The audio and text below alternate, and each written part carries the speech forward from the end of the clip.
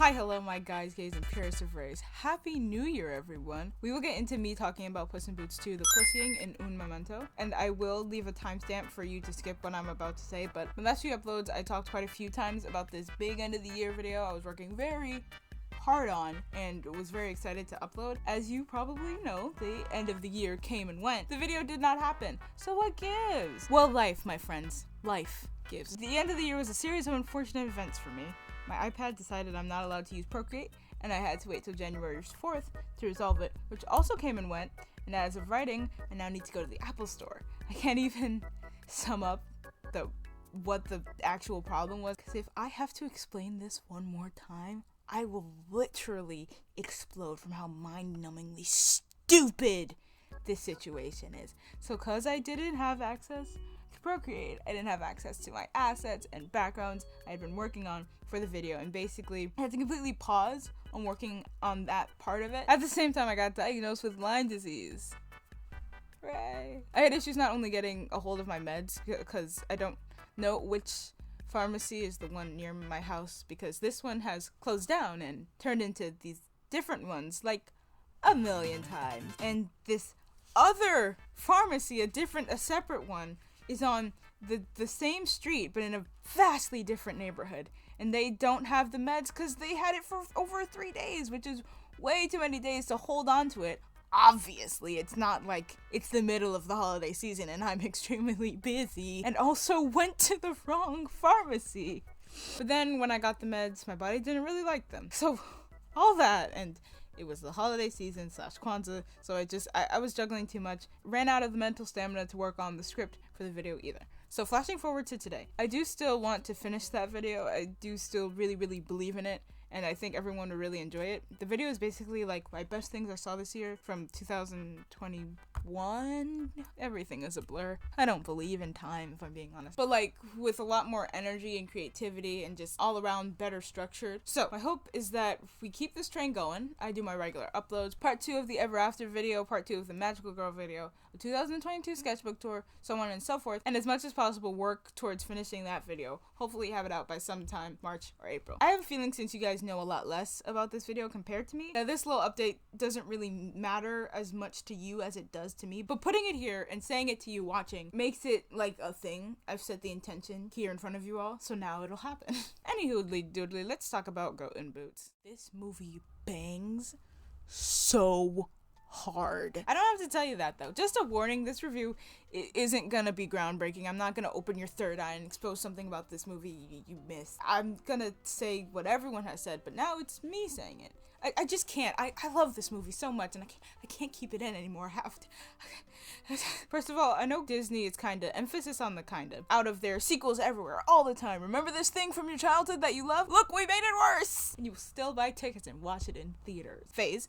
But like, Disney, take notes. This is how you renew and reinvigorate a franchise and people's love for it. I love a lot about this movie, but one of my favorite parts was just the brilliant conceptualization of Goldi and the Three Bears, and to a lesser degree, John Mulaney's character, but still. One of, if not the best thing about the Shrek franchise is how they took these very simple fairy tale characters with very simple stories and just got super creative with the kind of people they'd be. I cannot overstate how much I loved Goldi and the Bears and their story. They managed to achieve to say what This Is Us took 4 seasons to say in an hour, and I'm not explaining that comparison any further. I'm sure you get it. Just in general, this movie dripped so much creativity and just like intention and care. I felt like the people really loved and believed in every single character in this movie. Actually, I'm just gonna go character to character and just say a little about them.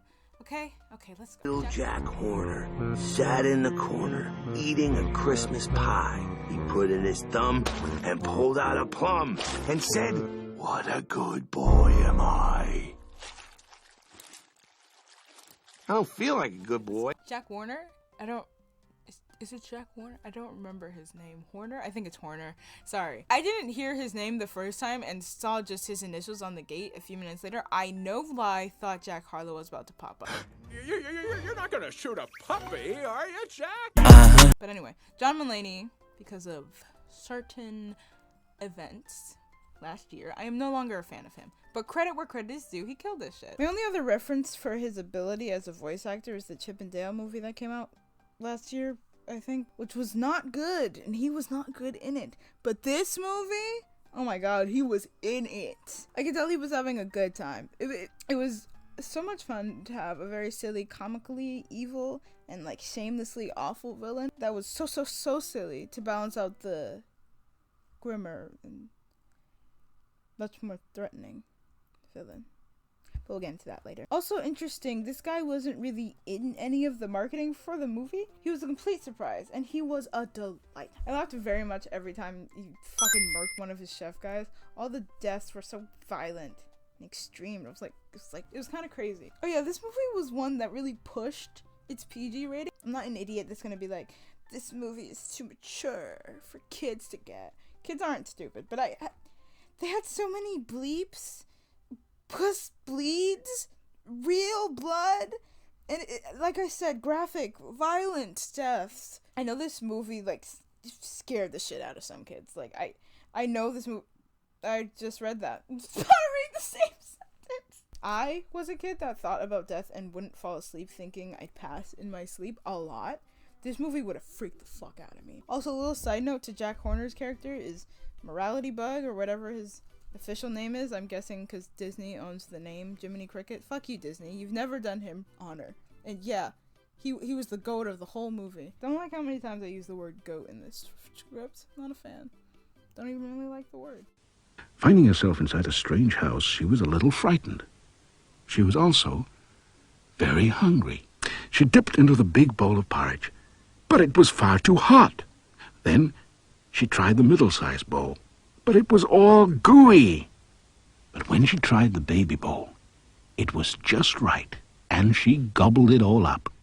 You know a movie's good when you can't choose who your favorite character in it was? I could give it to any of these guys, or Perrito, or Puss, or that inky silhouette back there with the red beady eyes. What is that? Anyway, this is the first time in recent memory the love of my life, Florence Pugh, was in a movie where she wasn't surrounded by people. She could outperform in her sleep, and even still her performance really stood out. I didn't even know it was her until like the end, but she slayed. Also, I really enjoyed the allusions to the original fairy tale for these guys. They didn't do it too little times, or too many. It was kind of just right. These four were very intimidating, funny, goofy, silly, that's one word, and heart-wrenching all at once. I just loved whatever they popped up, and I loved Goldi's dynamic with each of the rada. Why did that happen? No. And I loved Goldi's dynamic with each of the bears, but I found her relationship with Mama especially just broke me. When Goldi dropped the truth bomb and Mama was just like, girl, I just want you to be happy. I'd do anything for that dude. I was ready to be a puddle on the floor. I love good mothers in media. I also love bad mothers too. Let's be real. Baby was also very, very funny, and I like him, and I like the actor. I don't remember his name, but he was in the Gay Pirate Show, and he's one of, if not the best character in that show. I don't have anything else to say about them right now, but I love them a lot. Okay, bye.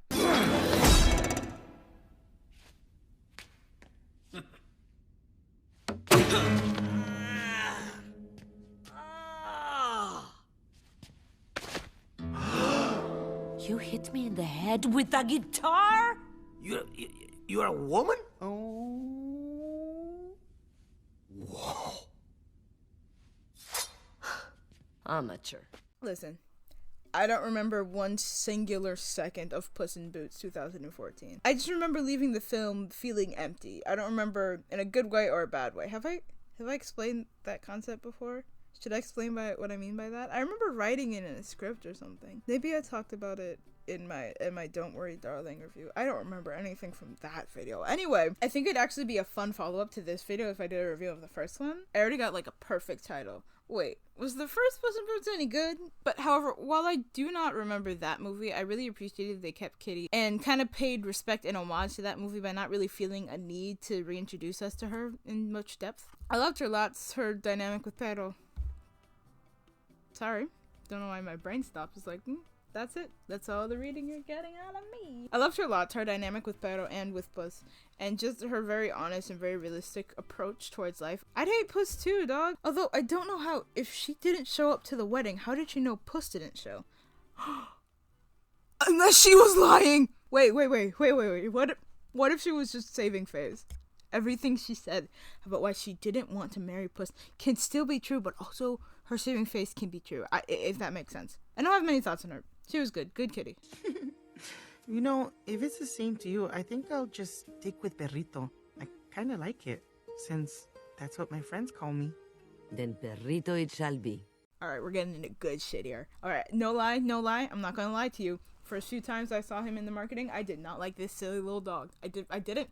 I thought his design was trying too hard to be cute, and he wasn't funny. I'm sorry for all these negative thoughts, you perfect little dog. I really love what Perrito represented in the plot. I feel so not confident in my pronunciation of this dog's name. It's fine! I'm doing the best I can with the tools I was given. One of my favorite plot devices of the film was the magic forest place itself. It could be analyzed / seen in a bunch of different ways. It could be said that it was just an embodiment of each character's soul. Perrito's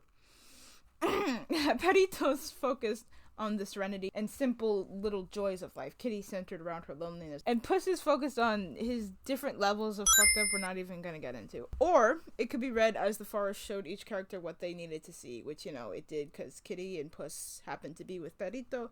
No, that says Perro. I'm saying Perro this time. I'm saying Perro this time. Oh, that's good. I was thinking like that if Kitty and Puss had like a ship name, it would be like Pussy, and it's like, oh, I don't want to say that. But also Kiss also.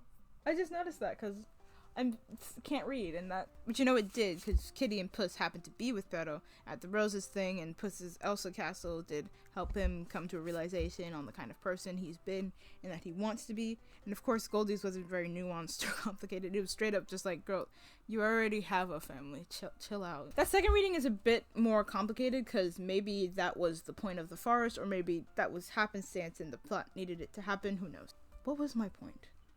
Oh yeah, sorry. Regardless of which of the two, the forest is a physical representation of the inner machinations of your soul, or something just showing you the path you need. Regardless, it was a perfect representation of Perro's importance / place in the narrative. Perrito had been disregarded and hated and straight up drowned by all who knew him, but despite that, or maybe through that, he maintained a bright and sunny disposition / positive attitude and outlook. I didn't need to say all those words, I could have just picked one. Because there's still such a beauty in simple things we often overlook. I hope that makes sense. He's just a sweet soul, and he's very good. And I need more words. I can't just keep saying the characters are good. For Puss in this movie, he's reached this point where it's like he only found himself worthy of anything, really, if he could be this unstoppable force that feared nothing and thus could do anything. When he didn't realize that that's not what life is really about, and that's the point of the little dog. That's the point of the dog. That he is so comfortable and so happy just being around loved ones, just chilling out, just enjoying the small, beautiful wonders of life. That his unwavering positivity through a life of hardship found a beauty in life that Puss always neglected until the inciting incident of the movie, where he feels fear for the second time in his life and finally starts like understanding the importance of cherishing life, all because of that encounter with...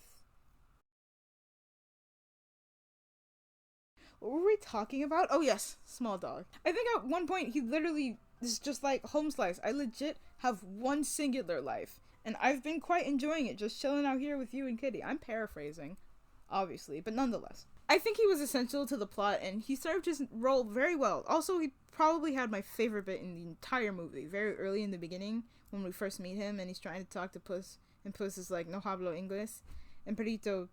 I just feel so bad about my pronunciation of all things. I know it's bad. I can feel it in my soul that I'm not doing well. And I'm just sitting here hoping none of my Latino friends watch this video. Because this is bad. It's bad. I can feel it on my tongue every time I say one of these words. I'm just like, that can't be it. And Puss is like, no hablo English. And Perrito starts speaking Spanish. And this motherfucker says, I don't speak Spanish either.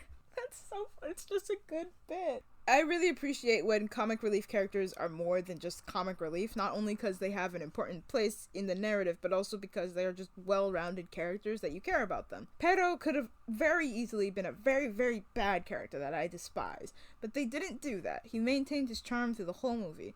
Also, I really like that this movie proved my thesis for a possible future dissertation that dogs are in fact the cure for anxiety disorders. Now, the man, the myth, the legend. Who is your favorite fearless hero? Who is your favorite fearless hero? It took me a bit to realize it, but I really heavily related to Puss in this movie. And I'm not just saying that because he is the panic attack king.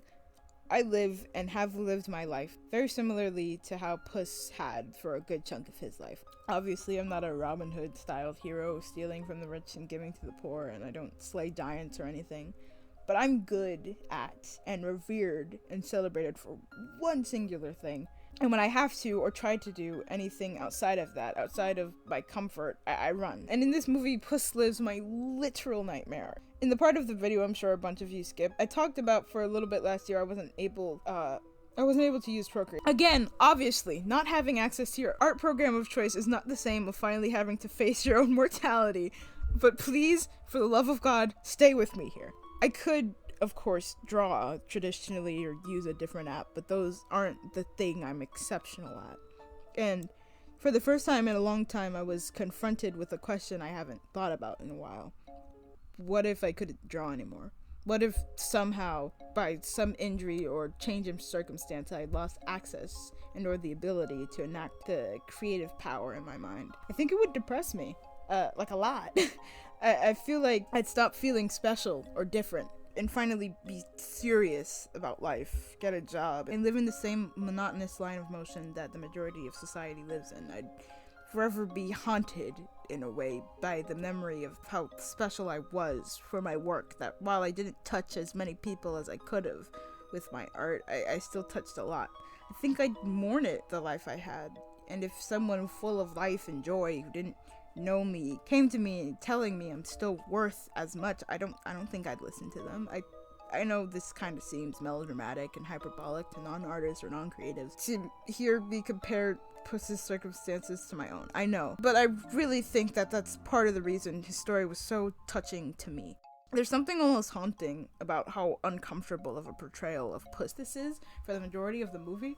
I mean, haunting and deeply interesting and well done character writing. That we get this intro, and obviously all the years of Puss before this, where we see what we know.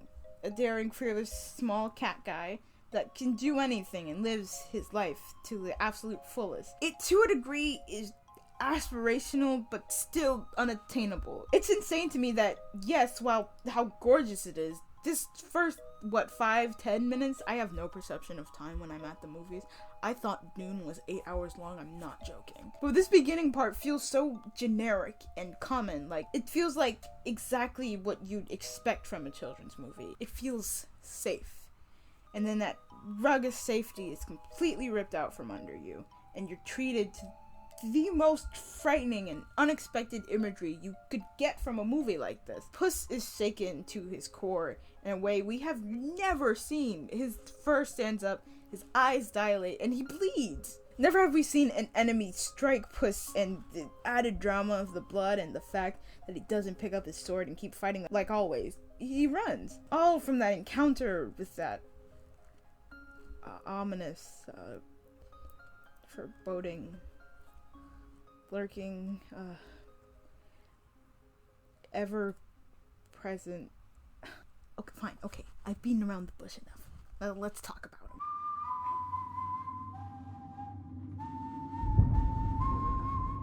I cannot stress enough how scary and unsettling this introduction is. It's extremely jarring considering the tone of the movie up until that point. Like, it just completely sucks you in and just like, this is the movie you're watching, guys. You know what I mean? This guy's immediate confidence, like unsaid, very creepy and looming, confidence as well as his voice. Like, holy shit, right away you know something is up. And just the line, everyone always thinks they're gonna be the one to defeat me. I mean, in hindsight, what a line. This guy is just, it's just like, every time he was on screen, I was just kicking my feet and giggling, just saying I like him. Not in the, like, sexual way some of y'all have taken to him. Hope you can hear it, kind of feel the judgment without me saying anything. This is the most terrifying and excellently done villain I've ever seen in a movie, period. I'm sure if I think for a minute, I'd take that back, but I can't think of anyone else right now. Everything about this guy's presence is just so fucking perfect. I call myself a character designer and a movie reviewer and someone who understands what makes a character in general, but dude, I cannot begin to try and explain what it is about this guy's design and his mannerisms that make him so freaking perfect. I'm sure I could try, but it wouldn't be very good. And besides just like him, he's the perfect antagonist for Puss's story. I also don't know if I hit the nail on the head with this part, but it's okay. I'm sure I'm gonna talk about this movie again. It's one of those movies, you know? I think this movie is such a fascinating breakdown of the character and life itself. How, like, yeah, it'd probably be very easy to be a fearless, adventurous person if you're living without the ever-present fear of death. That, truthfully, our own mortality and how we hold our one life so preciously. Maybe an overly cautious outlook towards life. Or something else you could, like, extrapolate from the movie is just how you can blindly, with all your energy, chase after something and let it destroy you and take everything from you. And you never stop to smell the roses or cherish the people around you.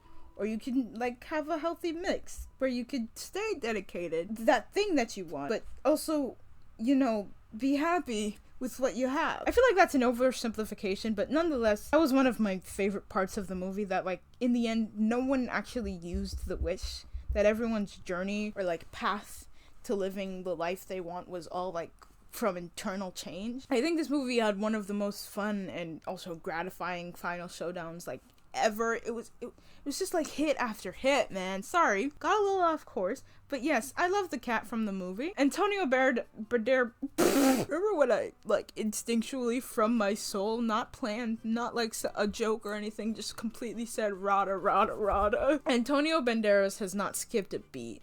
I don't know if that's how you use skipped a beat, sorry. Antonio Banderas has not skipped a beat when it comes to playing Puss.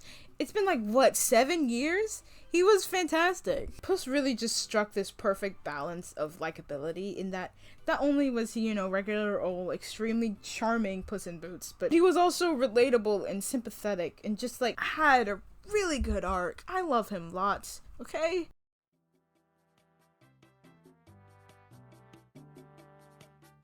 Jeez, well, that portion got long and untangled and not really structured. Don't feel like I said much. That's alright. Like I said, I'm sure I'm gonna talk about this movie again. Just, like, go quick fire stuff I really like about the movie outside of what I already said. Yes, obviously, the movie is freaking gorgeous. It's really blowing my mind the role that Dreamworks has been on, with uniquely styled and extremely lively animation, as well as beating Disney Pixar in the box office. I loved how much this movie stands as a standalone movie, but also as another entry in the very troubled but deeply influential and beloved franchise that is Shrek.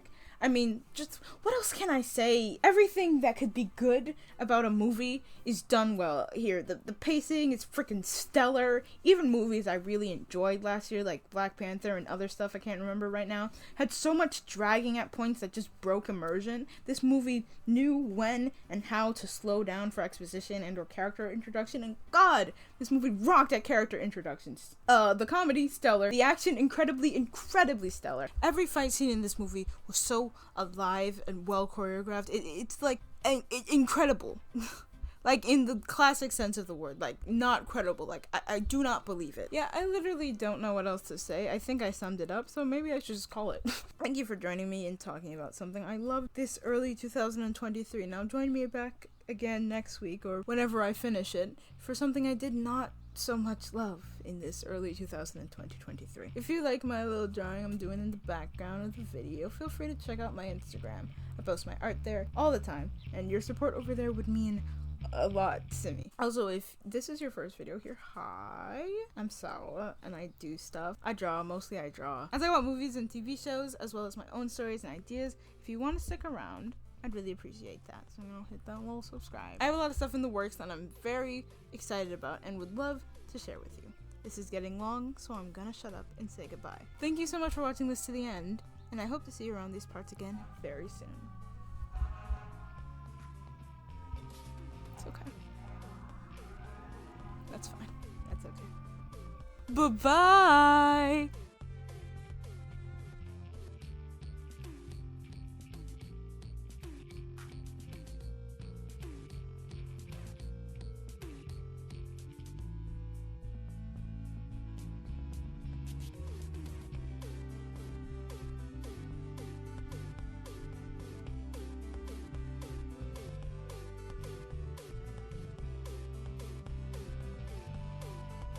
The birds are back to the trouble. Sirens and birds. Is there anything better? Sirens and birds. Sirens and birds. Whoa, that could be like a crossover comic. Because, you know, the birds of prey and also the Gotham City Sirens. Sirens and birds. It's not a very good name. Is it done? Are we done? Okay.